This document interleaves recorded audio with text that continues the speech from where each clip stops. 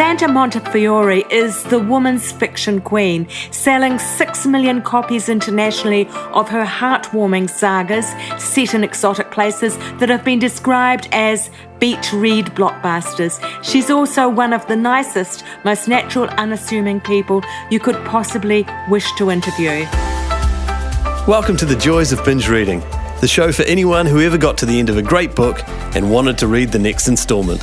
We interview successful series authors and recommend the best in mystery, suspense, historical and romance series, so you'll never be without a book you can't put down. You'll find this episode's show notes, a free ebook and lots more information at thejoysofbingereading.com. And now, here's our show. Hi there, I'm your host Jenny Wheeler, and today on Binge Reading we've got a delightful treat, Santa Montefiore. She's published a book a year since 2001 after initially taking 5 years to write her first novel, and we're now talking about 2 of her latest books. She's such a prolific author that she's got 2 out at the same time. An Italian Girl in Brooklyn, a standalone World War II story of loss and restoration, and the latest in her hugely popular Irish historical family series, The Deverills. That one's called The Distant Shore. But before we get to that, some of our usual housekeeping. We've got our book giveaway for this week, Justice Served. It's a historical and mystery groups giveaway. Authors getting together as usual. Details in the show notes for this episode on the website, The Joys of Binge Reading. And yes, there is one of my books in there as usual. Santa is on the Patreon-only bonus content section of the show too, in the Getting to Know You 5 Quickfire Questions. Become a supporter to listen in and help support the show. But if a long-term commitment like that is something you can't face up to at the moment, if you like this episode, why not just buy me a coffee? That's the opportunity you've got at buymeacoffee.com/Jenny, and that's Jenny, wheel, like on the car, and then a big kiss, a big X. buymeacoffee.com/Jenny wheel, big kiss. Links to all the things discussed in this episode can be found on the website, thejoysofbingereading.com, in the show notes for this episode. But now, here's Santa. Hello there, Santa, and welcome to the show. It's great to have you with us. Well, thank you, Jenny, for having me. I'm thrilled to be talking to you today. Look, you're an international best-selling author with an astounding backlist in fiction, and you just keep going. We've got 2 new releases that we're talking about today. The Distant Shore, which is the 5th installment in the Deverills family series set in Ireland, and An Italian Girl in Brooklyn, which is a sweeping romantic family star saga. So let's start with An Italian Girl, which I think is just being released pretty soon, isn't it? Yes. It's billed as a spellbinding story of buried secrets and new beginnings. Tell us a little about An Italian Girl. Okay, so originally I wanted to call it Time, Tomatoes and Love, time as in T-I-M-E. And because I wanted a bit of a colorful, quirky title that gave a sense of nostalgia of the passing of the years, but also of Italy and the tomatoes and, you know, the sensual side of Italy. And my editor felt that because it was a very powerful story on an emotional level, she thought it was a bit light. So goodness, we had a real headache trying to think of the title. And then a friend of mine said, well, what's it about? And I said, well, it's an Italian girl in Brooklyn. And he said, well, why don't you just call it that? So that's how we got the title. But the idea actually came from, I was sat next to a man at dinner about 15 years ago. His mother was a young Jewish woman who grew up in Poland, and she was in love with her childhood sweetheart, and it was 17 when the war came, and they were both sent off to Auschwitz. And her story is so remarkable that at the end, when this wonderful man, Jonas Prince, had finished telling me the story, I said to him, I have to write this. And he said, well, you have to wait until my mother's passed away. And the years that followed, it was always in the back of my mind as a fantastic story, but I wasn't sure how I could write about Poland. I also couldn't write about a Jewish woman's experience in Auschwitz, not being Jewish myself. I converted to Judaism when I married my husband, but I'm not Jewish. I couldn't presume to write about such a, emotional and traumatic experience in a situation like that I have no experience of myself.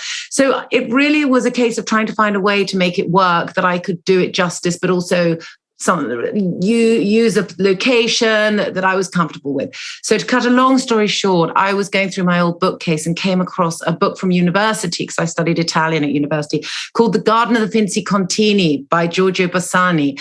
And it's based in Ferrara in the north of Italy. At the time that the war breaks out, and it's about a Jewish family. And I thought, oh my God, that's it. I'm going to write about Northern Italy. My heroine will be a Catholic Italian, and my hero will be a young Jewish man. And that's really how the story came about.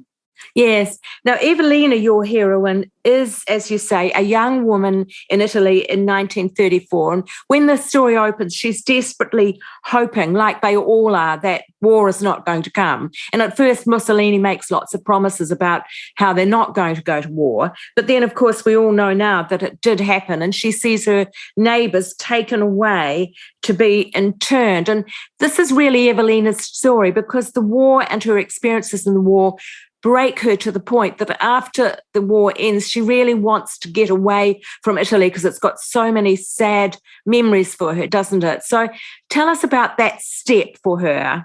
Yes. So she grows up in this old, dilapidated, rambling palazzo, and is very isolated. Her father's an anti-fascist scholar who spends all his time in his office studying and writing books, and her mother's a narcissistic bohemian who's only interested in herself.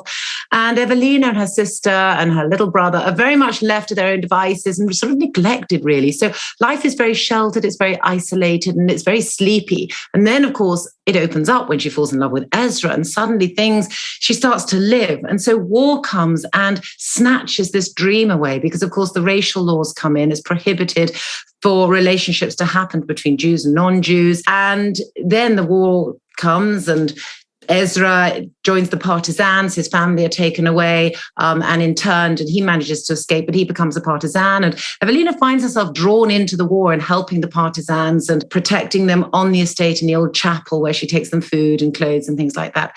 At the end of the war, having really lost a great deal, she has family who live in Brooklyn in America, and she cannot bear to remain in Italy with, as you say, with all the memories of the heartbreak, and she just feels numb inside, and she wants to start again and start a new life. And so she heads off to Brooklyn, and she turns her back on everything. She also turns her back on the magic that she had with Ezra. They had a wonderfully imaginative relationship. They saw shapes in clouds, and it was sort of wonderfully innocent and creative and rather magical, I think. And she just turns her back and says, the clouds are just going to be clouds now. Life is never going to be the same again. And yet she finds love in America and throws herself into her new life. But the past, we can't run away from the past. We can't run away from who we are. We carry that inside us. And it's really a story about the many colors and shades of love. There are many different ways of loving, and we can love more than one person. I don't want to give the story away. Yeah, I don't want to give the story away, but it's emotional. It's about love in its many different guises, and yes. Yeah, it's beautiful. It's hard to talk about with the rest of the story without giving the plot away. Yes, we don't want to do that at all, but along the way, you create a wonderful sense of place in both of these books, and the sights, the sounds, the smells, the sense of the natural environment is very real in both books. And I got the feeling that was probably something that is very important to you personally, that it's something that you notice. And in both the Northern Ireland story and the New York story, there are sort of gardens. And I was amused about the New York gardens because, of course, our idea of New York is that it's all sort of very built up and so forth. But talk a bit about those environments that you're creating and the very tactile sense you bring to the story. So when I was about 25 and I was writing my first novel, Meet Me Under the Ombú Tree, which is based in Argentina, I read Gabriel Garcia Marquez's Love in the Time of Cholera. And I was very much at a stage where I was writing my first book. I'd written all my life as a hobby, but I'd never written anything that was published. And I was soaking up really how the great writers did it. I was really learning from them, reading the best books. And I realized when I read that book that the way Garcia Marquez creates a sense of place is through the senses, sound, smell, feel. And you can feel that heat on your face and smell the lavender and the gardenia and the almond trees. You can hear the buzzing of the bees in the jasmine, or it was so sensual, that book. I really felt I was there. And there was something about that languid siesta time in Latin America where everything's really quiet, but this heavy, damp heat that just settles over the place. And I came away with that very, very valuable piece of knowledge that in order to create a sense of place, you have to make the reader feel that they're there through sound, taste, smell, sight, etc. And so I set about with my first novel writing about that and thinking, well, when I'm in Argentina, what is it that I smell? I smell the eucalyptus. I can hear the horses' hooves thundering up and down the polo field. I can smell the leather and the horsehair. I can hear the drone of the bees and the lawnmower in the distance. And all of that made me feel that I was there. So I've always done that in all my books. And nature is really important to me. I always set my characters in nature because there's always an arc of development. The characters always grow. They start at one point, they end at another point, and they mostly grow on a spiritual level. I very much believe that's what we're all here for, is to grow on a spiritual level. And nature helps me do that because when you're in nature, you're not anywhere else. You're looking and you're feeling and you're listening, and you totally are present when you're in nature. It just opens up something inside you and nothing really seems so important. And it also connects me with something greater than myself. So I always set my characters in nature. And that's the place where they ask themselves the big questions, any sort of emotional dilemma that they have. It's always worked through in nature. So for me, nature plays a massive part in my own life, also in my books. And my characters are there in every sense because they're seeing and they're feeling and they're touching and they're sniffing. And I hope that my readers feel that they're there with them through that sensual description. That's lovely. You mentioned the spiritual aspect, and in both of these books, there's a pervasive sense of the briefness of life and the closeness of the world after death, particularly probably in the distant shore, which we'll get to talk about a little bit more later. But even in this book as well, the thinness of the barrier between the worlds. And I wondered if that also is something that you've given quite a bit of personal thought to, because it comes through that a little that way, that it is something that means a lot to you. Absolutely. I grew up seeing spirits all the time. So I was a very sensitive child. I'd hear voices and rustlings in my room. I thought, because, I was little and I didn't understand, I thought that these people walking around my room, when I turned the lights on in a panic and my heart was going really fast, I thought that they'd gone because in the light, I couldn't see them anymore. Now I understand that they're like stars. It's a level of vibration that we can't see with our physical eyes. Some people can, but in the day, you can't see the stars, but at night, there they are. But they don't go in the day. They're still there. And the spirits are like that. It always makes me laugh that people go to haunted houses at night to see spirits, like they come out like they're crabs or something coming out from under the rocks. No, they're always there and they're always around us. But what happens with most people is we go to sleep, we're disturbed on a psychic level because our conscious mind has shut up. And when we open our eyes, we can see with our third eye, really. You're not seeing with your conscious sense like you do in the day. You're on a slightly different plane of awareness. It's a bit like a radio. You tune in. And then if I get too excited, because I love seeing spirits, if I get too excited and try and talk to them, I can shift out of that range and then I no longer see them or sense them. Whereas if I just stay very, very calm and just be with them, then I don't shift out. So I grew up like that. And life and death are very much, they're all part of the same thing. I don't see death as an ending at all. It's an ending of a chapter. It's an ending of an experience. We leave our physical body behind and off we go back to where we came from, having hopefully grown and learned a great deal. So yes, the spiritual aspect is important to me. In the first 4 books, I didn't write about it a great deal. I think I was worried at that stage that I'd be written off as wacky, and I wanted to establish myself as a writer first. Then on my 5th book, I think it was around my 5th, 6th book, I thought, okay, I'm fine now.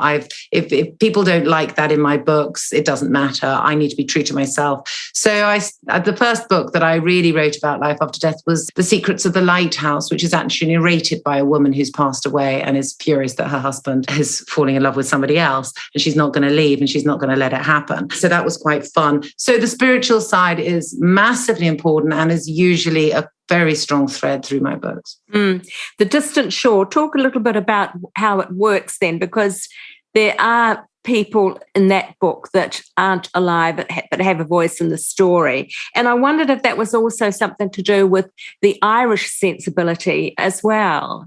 Yes, you're absolutely right. So when I wrote my trilogy, which is called the Deverills Chronicles, and it's 3 books based in Ireland, starts in 1900 and goes up to about the sort of 60s, I think. Ireland really lends itself to the paranormal because there's something very deeply magical about that land. It's, it really is the land of leprechauns and fairies. You feel it there. It's got a real ancient energy, a bit like New Zealand, when you look at the Lord of the Rings and everything, which were all filmed there, the land is very similar. It's very mountainous and craggy and rocky, and there's just an ancient, I know the whole world is ancient, but there's something, you really feel it in those 2 countries.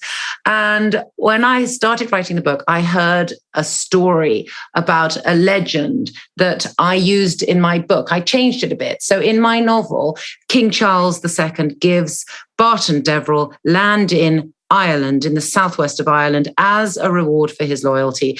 And because it belongs to the O'Leary people, the O'Leary family are sent off to the bogs. Well, they're not very happy about that. So Maggie O'Leary, who's a very young, beautiful, psychic woman, puts a curse on Barton Deverell and says that every heir will remain in a limbo after death and will not move on into spirit until the land is returned to an O'Leary.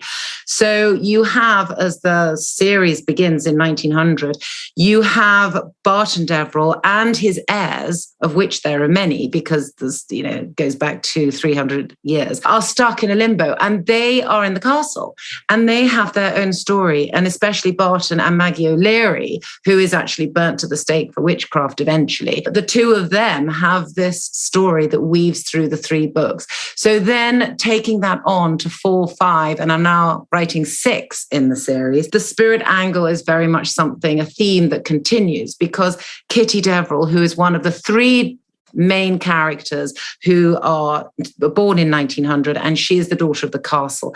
And of course, when the Distant Shores opens, it's the 1980s. She's just died, and the castle has been sold by her half-brother, and it's a hotel. And she's furious, and she's not going to rest until it's returned to the Deverell family. And she is in a limbo because she does not want to move on. And I will add quickly that there are many different types of spirits, but the main spirits that I understand, you have spirits that leave their bodies. Most of the people we love die and move on, and they can come back anytime and visit us and see us and be around us. But you also have earthbound spirits, who are spirits who die often in a very traumatic situation where they can't move on because they can't see the light. They're confused. They don't know where they are. And they remain in a sort of limbo, which is why you sometimes get trapped spirits that need psychic mediums to help them move on. So Kitty is an earthbound spirit, but she's not earthbound because she's confused. She's earthbound because she doesn't want to move on. And that's another reason why some spirits don't move on and remain in a house, is because they love it. They want to stay. And they're suspicious maybe because their religious beliefs have told them, the devil's work, don't follow the light, it's the devil. So they remain, and they're frightened to move on.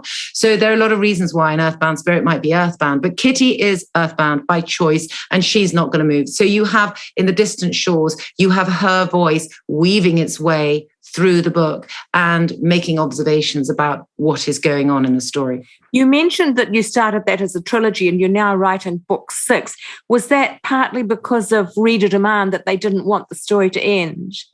I would love to say it's reader demand. I do get lots of emails saying, oh, I really love the Deverills. I hope it's not the end, yes. Which is very encouraging. But actually, it's really me, because after the 3rd book, I then wrote a book based in Italy and I didn't think I was going to write any more. And then I came up with an idea and I thought, oh God, this series isn't over yet. So The Secret Hours starts at the end of the trilogy in the 80s, but goes back in a dual timeline to the end of the 19th century, just before the trilogy starts. So it sort of wraps itself nicely around the trilogy without disturbing those 3 books.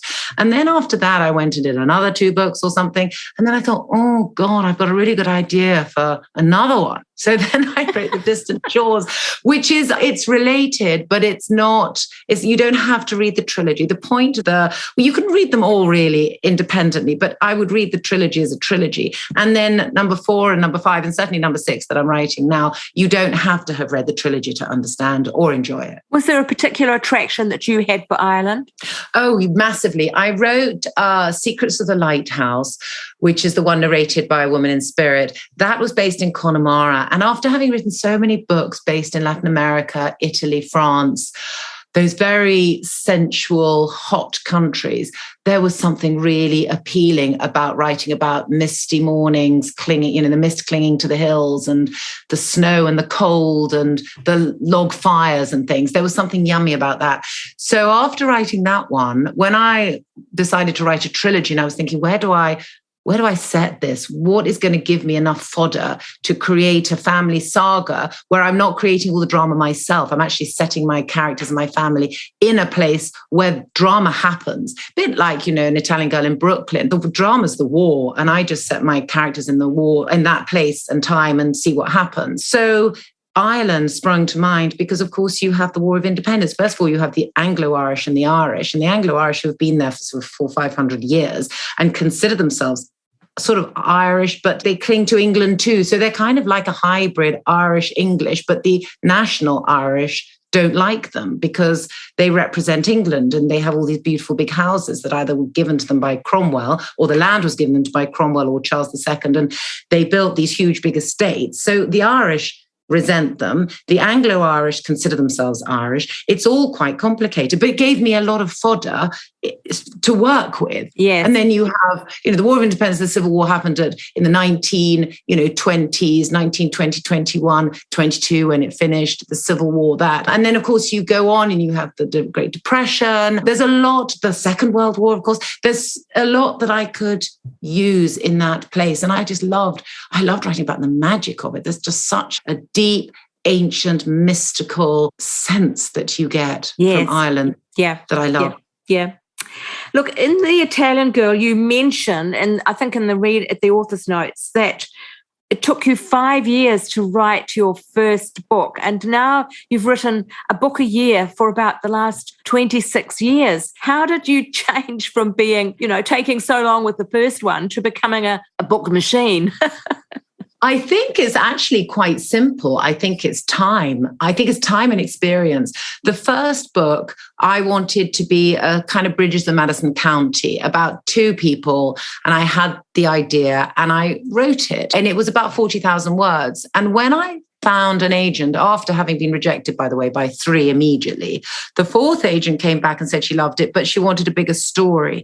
So with her backing me and saying she loved it, it gave me such confidence. I then added 50,000 words and made it more of a saga. So I write about the main character's parents, and that's in Ireland, funnily enough. And, I go off in tangents. And then when I got a publisher, once again, they wanted me, there are sort of 24 years where these 2 people are separated and then they get back together after 24 years and try and recreate their past and recapture their past through an affair, because by then they're both married with children. And the whole place, it's set in Argentina. And that 24 years I didn't write about, but the publisher wanted me to write about it. So then I wrote another 50,000 words. So in the end, it became about 150,000 words. That book is one of my longest.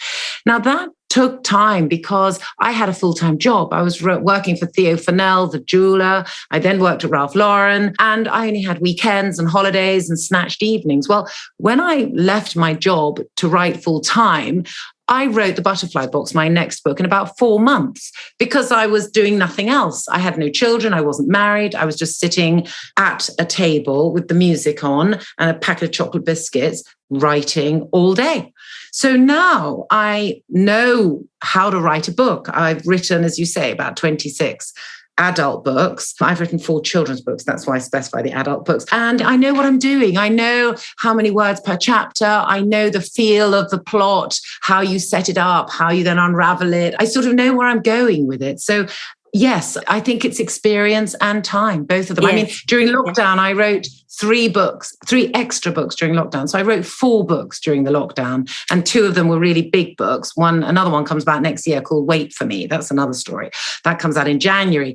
So I had all the time in the world to sit. Whereas now I've had, life's gone back to normal again. And the 6th Deverell has taken me since September, and I'm only finishing it now. Whereas in lockdown, I'd written 4 books by now.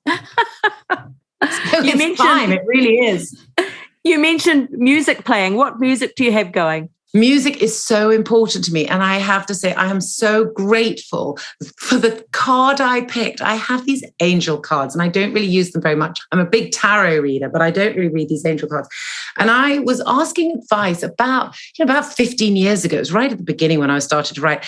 And I got a card about music and how music can drive you deeper and help you, connect with your emotions and things like that. And so I thought, that's an interesting one. And I did a playlist of really John Barry for Mimi Under the Ombu Tree. It was sort of John Barry out of Africa, that sort of music, always cinema music, because I don't want words to distract me.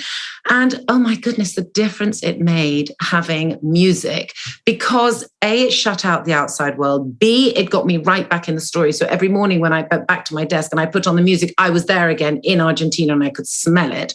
And it helped me because it's sad music. I don't listen to, I'm listening to really moving, powerful scores which have been written for movies. And it helps me connect with my emotions. So if I write a scene that is about loss and I don't have the music on, I'm sure I could write a pretty good scene. But if I have the music on, oh my goodness, I go deeper. I write so much better and I feel the emotion too. So I do a playlist for every one of my books, and the Irish books, of which The Distant Shores is included, I listen to the same music. It's all the Howard Shore Lord of the Rings soundtrack. So it's that very Celtic music. It's all the Hobbit music and it's brilliant. I love it. Gorgeous. Do you put your playlists online? I should do. Do you know what? That's such a good idea. I should, because I have playlists for every single book. Maybe people might like to read the book and listen to me. I reckon they would. Might work quite well. Look, just turning away from the specific books to talk a little bit about your wider career, is there one thing that you'd see as the, quotes, secret of your success? And if so, what would it be? I would say to be true. I've always been true to myself. I think it's very easy to look at the market and say, okay, thrillers are the big thing. If you want to get into the top 10, it's got to be a thriller. When I was dumped by my previous publisher, I'd written 10 books for Hodder and Stoughton. They hadn't done that well. I was being paid much too much because the first one, The Ombu Tree, did very well. And to be honest, they weren't publishing me very well. The covers were just awful. And I was a number 1 bestseller in Holland and I was doing really well abroad. And so I was thinking, why isn't it working? Anyway, after 10 books with them, they didn't renew my contract. And I met an editor from another publisher, and she said to me, we really want you to change your name, to start again, and we'd like you to write a story based. And she started telling me the plot. She said, now Penny Vincenzi's not really writing anymore, so we want you to write a Penny Vincenzi. And I came away feeling really upset because I thought, I can't manufacture a book. It's not what I do. I do what I do. I can't write to order. And then I was very lucky because Simon & Schuster then picked me up. And with the first book I wrote for them was my first top 10 bestseller. That was The House by the Sea. And the rest has been, wonderful. And then they republished my first 10 titles and made a success out of them. So I've been really well published by Simon & Schuster for the last 15 years, and I'm really grateful. But they've never told me what to do. I've always written what I know I can write. And when people say, oh, but you write all your books in the same genre. Well, of course they're in the same genre, because if somebody loves what I do, they're going to want more of it. I love Edith Wharton. I love Sarah Waters. There are lots of authors that I love. And when I buy a book of theirs, I don't want a totally different book that sounds like it's from a different author. I like them and I want what they do. And to be honest, I know what I can do and I know what I can't do. And I stick to what I do well and what I love. And what genre would you say they are? Family sagas or? Yeah, I think they would be, family sagas is correct. I think at the heart of all the books is family. Love is massive. Then they have mystery in them to a certain degree. They have secrets that are uncovered. But I think family saga with a heavy emphasis, obviously, on love, life. But yes, I think family saga. You couldn't say they're a thriller. You couldn't say they're crime. And I would never say they were romance, because romance is more Mills and Boone, two people who hate each other, love each other, hate each other, love each other, whatever. I would say that they're more family saga. Look, it would be wonderful to keep talking all day, but we are starting to come to the end of our time together. So let's just cover the part about Santa as reader. I always like to ask our authors about their taste in books, because it's nice for our listeners to get some recommendations from you about what you think they'd enjoy. What are you reading at the moment? And are you ever a binge reader yourself?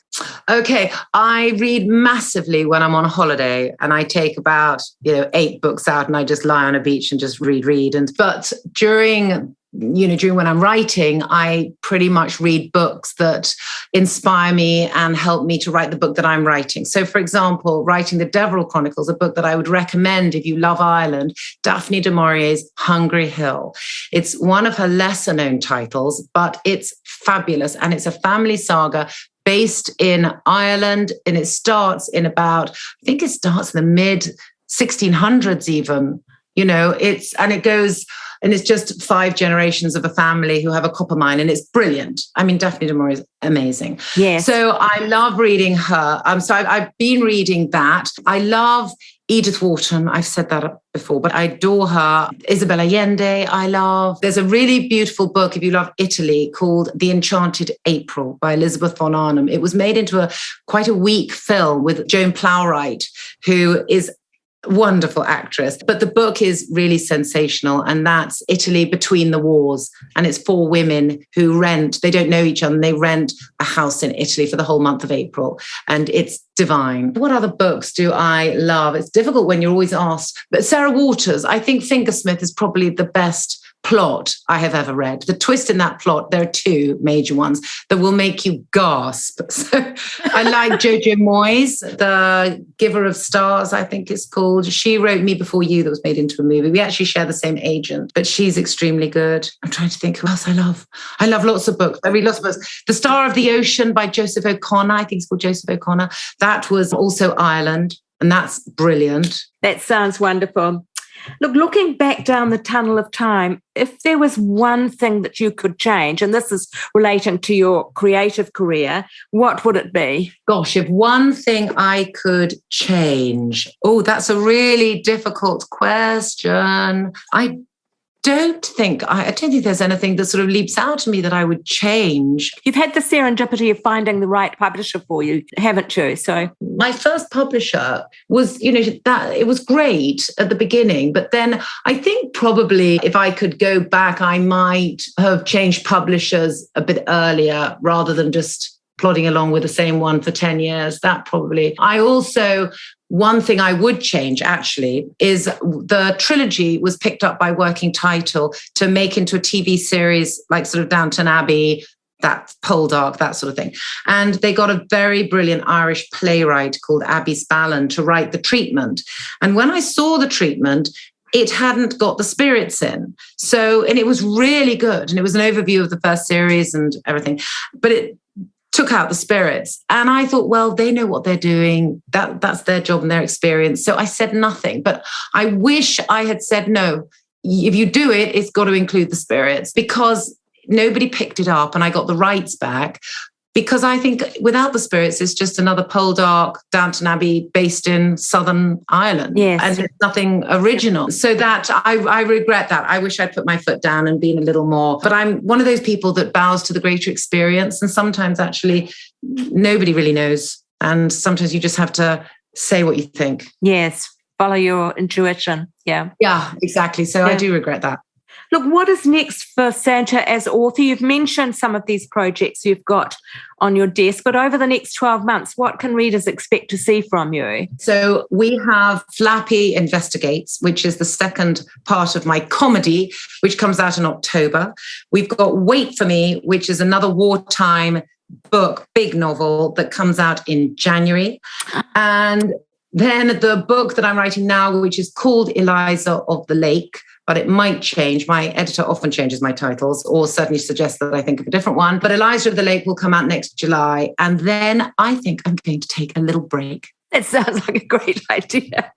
I think I've been hard at it for like 26 to 30 years. So I think I'm going to have a little break now. Yes, yes. Look, do you enjoy interacting with your readers, and where can they find you online?